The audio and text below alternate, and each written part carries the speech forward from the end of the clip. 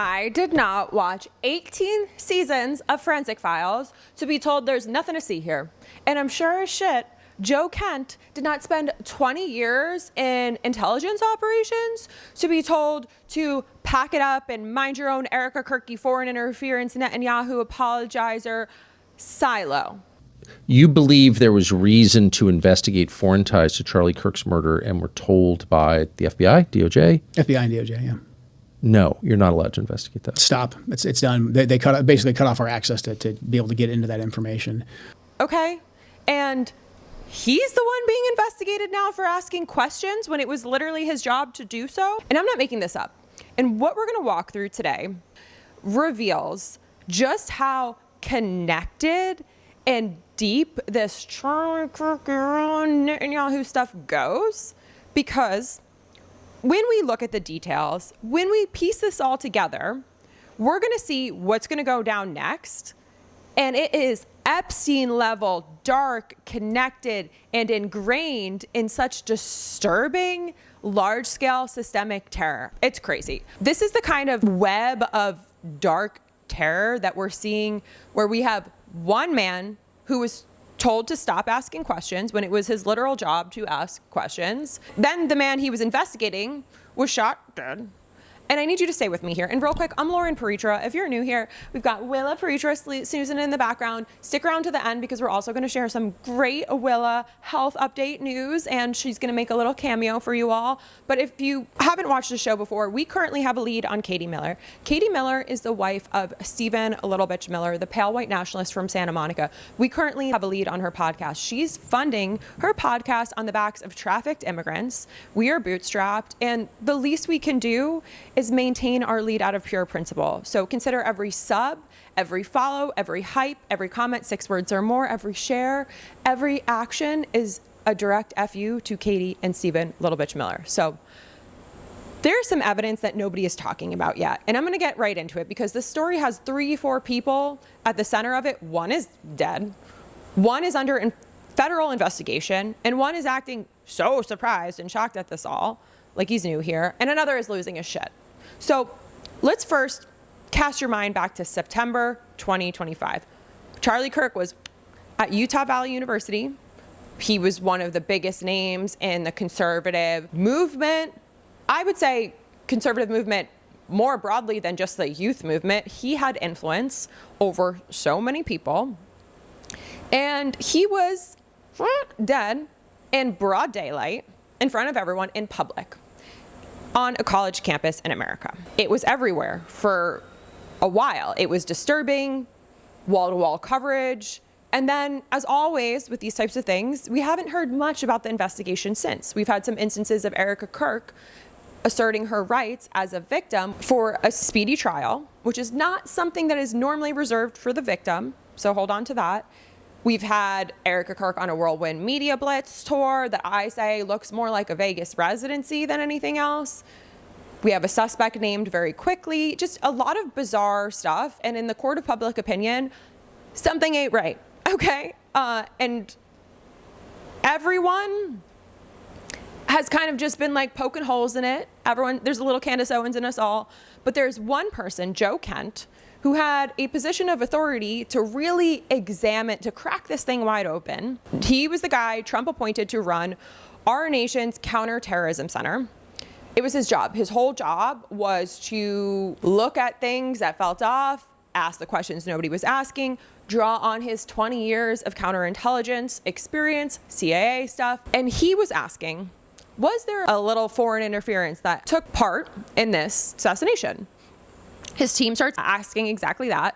They start pulling at threads, looking at the case. And Joe Kent said that there is data to support that there was more to this story. What I'm saying, without getting into too much detail, is there was more for us to investigate. And look, I didn't even say necessarily that I believe there's 100% foreign ties. There were data points that we needed to investigate. I mean, I think anybody who's even, looked at any kind of police investigation, you get 100 leads, you run them down, and 99 don't mean anything. We still had a lot more leads to run down that pertained to some kind of a foreign nexus that we were stopped from investigating. And here's the thing. At Joe Kent's level, at the level he was at the time of this investigation, you don't get told to stay in your lane. Everything is your lane. He was the director of national counterterrorism. I got to talk about why this matters. I got to show you how the Netanyahu apologists are already losing their freaking shit. Okay? Look at who these people are, and that will tell you everything about why this matters. Every time. Now you're seeing the grift totally, completely exposed. Bare ass out there and everything. Joe Kent's a liar. As I said yesterday and the day before, Joe was a friend. Joe disgraced himself last night. Joe's history of service to the country, beyond reproach. Period. That does not change anything about what happened last night or that Joe Kent is a liar. Calling someone a liar is a big deal, and I know that. Dan fucking Bongino. He's the former Secret Service, one of the loudest pro-Trump voices, coming out swinging against Kent, saying he's lying and this is fabricated. But like, let's just take a second here. Dan Bongino isn't necessarily like a beacon of truth and integrity. And this is the guy who got permanently banned from YouTube in 2022 for COVID misinformation. Perma-banned. He was pushing claims about masks as if he was a doctor and pandemic policies that violated their misinformation policies. And the thing about Dan Bongino that his fans really never want to, a tough pill for them to swallow, is that he loves a smoking gun. He was also paid to peddle talking points, slandering Candace Owens for Erica Kirk. We saw that. Again, not a man of integrity. And this gap about how certain he sounds about, he's a liar. Okay, these are very Trump talking points. You're just saying things in very simple words. You're repeating them until people's brains start to think they're true. Joe Kent, on the other hand, has had 11 combat tours. He was who was appointed to run the National Counterterrorism Center, who has Brent Weinstein text messages backing up his account. And on the other side, you've got a guy who is banned from YouTube and is taking money to slander Candace Owens from Erica Kirk. We know where your loyalties are, bud. Last time I saw Charlie Kirk on this earth was in June in the West Wing in the stairway. And I said hi to him, and he looked me in the eye, and he said very loudly, "Joe, stop us from getting into a war with Iran." Very loudly. He was single-minded. And he walked off. So we have Dan Bongino claiming that Joe is full of shit about Charlie Kirk being in the White House to advise President Trump against a war in Iran. But then we have Brett Weinstein's text messages with Charlie that actually prove the exact opposite and that Bongino is a liar. Shocker. So we're looking at a screenshot here, and it's a text message that says the proponents for regime change have pivoted the last 24 hours. They know they are losing and their position is indefensible and unpopular. Keep the pressure on. Brett responded with, "Right there with you, Charlie. We have to shut these maniacs down. Not only is the Republic depending on it, but the citizens of Israel are too." Charlie, thank you. I totally agree. Brett, and by the way, I think the president needs us to keep the pressure on. These neocons are very vocal and admittedly powerful, but the public does not want war, especially not to be dragged into by a belligerent Israeli regime. Charlie then responded, "I know, we need better. I have a theory on this, which is the power of dissent. Media is very good retroactively at uncovering injustice or scandal, COVID, Ukraine, border. We are not good at driving real-time mass public opinion yet. The neocons are." And then Charlie says, "I'm doing all I can. Truly, I was in the White House all day fighting for America. Same tomorrow." Okay, so this kind of gives us more evidence that Charlie Kirk was an outspoken critic of giving everything to fucking Israel for Netanyahu. So Brett Weinstein, not a super partisan figure, doesn't really have a dog in this fight. His actual text messages with Charlie directly contradict with what Bongino is claiming, messages that show Charlie Kirk was exactly where Kent said he was, doing exactly what Kent said he was, actively pushing against the war in Iran from the inside, from the president's circle. And I think somebody online put this whole thing into perspective. The same people calling Joe Kent a liar are the same people who said the Epstein list doesn't exist. It's the same exact pattern. So someone comes forward with something uncomfortable that you don't really necessarily want to confront, and it doesn't fit Bongino's version of events. And immediately, before anything is verified, before any evidence is even considered, they disgrace themselves. More lying, move on, okay? Bongino has done this many a times before, so forgive me if I'm not just taking his word for it this time. These things don't just disappear. They move somewhere where you can't see them. So even though Charlie Kirk is gone, we're still seeing evidence of these conversations that he had before he was. I mean, we still don't know what happened in Butler. We don't know what happened with Charlie Kirk. And by no means am I saying like, you know, the Israelis did this or any of that, but I'm saying there's a lot of unanswered questions there. And there is enough data to at least say that there's a good chance that President Trump feels like he is under threat. We're not allowed to ask, basically, was there any linkage between what took place with Asif Merchant, who was recruited by the Iranians to come to America to recruit proxies to kill President Trump. The FBI put a confidential human source at him. All this is public now. This is all out there in the open. And he's arrested, and then 2 days later, a sniper takes a shot at President Trump. So Ken sits down with Tucker Carlson. He starts talking, and he describes what his team found, which was foreign linkage, data to point to foreign involvement in some capacity that needed or certainly warranted more investigation. And he was told, stop. And Tucker's reaction in this interview was like, no way, like inconceivable. Tucker, after everything we've seen in the last decade, in the last 3 months, we have this nonstop scandal. We have intelligence failures, investigations being told, stop, redirect, we'll handle this one.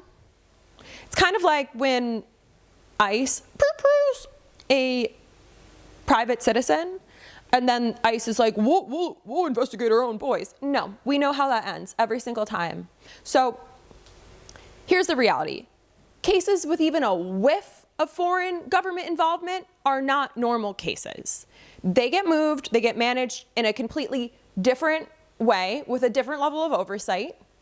And I'm not saying that this is necessarily something sinister, but sometimes it's the machinery of the government trying to stop 17 different leads from being explored and investigated.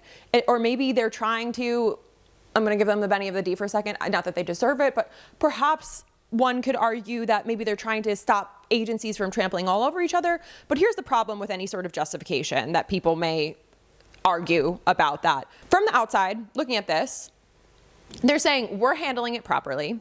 And also, we're burying it. Look, these things look exactly the same.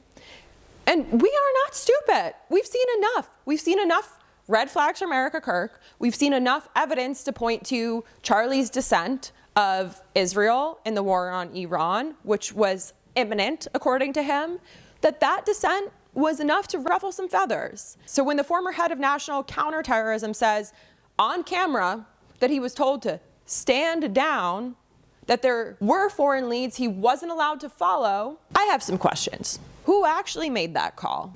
And where did the investigation go, if anywhere, after Kent was pushed out of it? Listen, there's a few layers to why this is so significant. This was literally his jurisdiction. Kent and the ability to pursue leads related to possible foreign connections literally falls within his agency's mandate. This is also attributed to Newsweek. It was his lane. His office exists specifically to chase foreign nexus leads in domestic terrorism. This isn't like a land grabby turf wars thing. There was no overreach from Joe. He was doing his job as assigned. And the FBI actively pushed to close it down and hand it off. Ken said that the FBI wanted to turn the investigation over to Utah state authorities. That's like me being like, oh no, I don't want like a doctor, a veterinarian to work on Willa. I just really want to take her to the bodega and have a bodega man do her procedure. What? No, you want the best in the biz to handle serious threats. And I'm sorry, Utah, but like you haven't had a lot of great things coming out of your state as of lately. So he requests for data sharing and was willing, he was willing to like die on that hill. And the FBI was like, nope, this is a slam dunk. Tyler Robinson, we're done. He was also blocked from the Butler assassination attempt investigation, 2 very high profile cases on the right. And he was already being sidelined, and this was before his resignation. So according to the Wall Street Journal, Kent had been sidelined from the team responsible for producing and delivering the president's daily brief in the final months of his tenure. So the president's daily briefing is the most sensitive intelligence document in the US government. Removing the counterterrorism director from it means someone decided he shouldn't know what the president knows, or the president shouldn't know what he knows, one or the other. So there's also some legal significance here, and again, not a lawyer.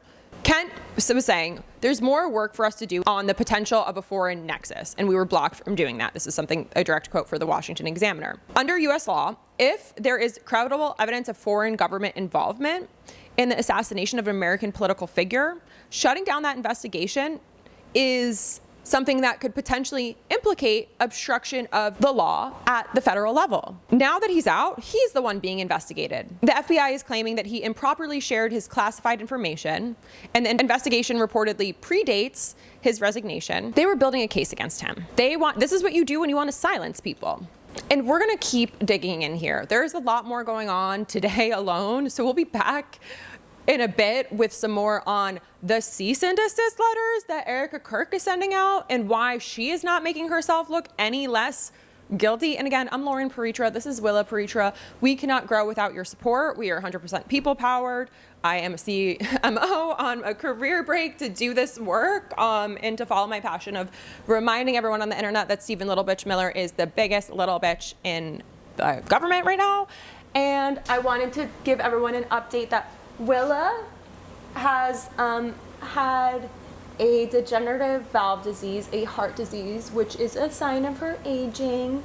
And I know she looks like she was just born yesterday, but you could see the little salt and pepper. She's 11 this month, estimated based off of her earliest known available photos on the internet. And we got an echocardiogram yesterday on her heart.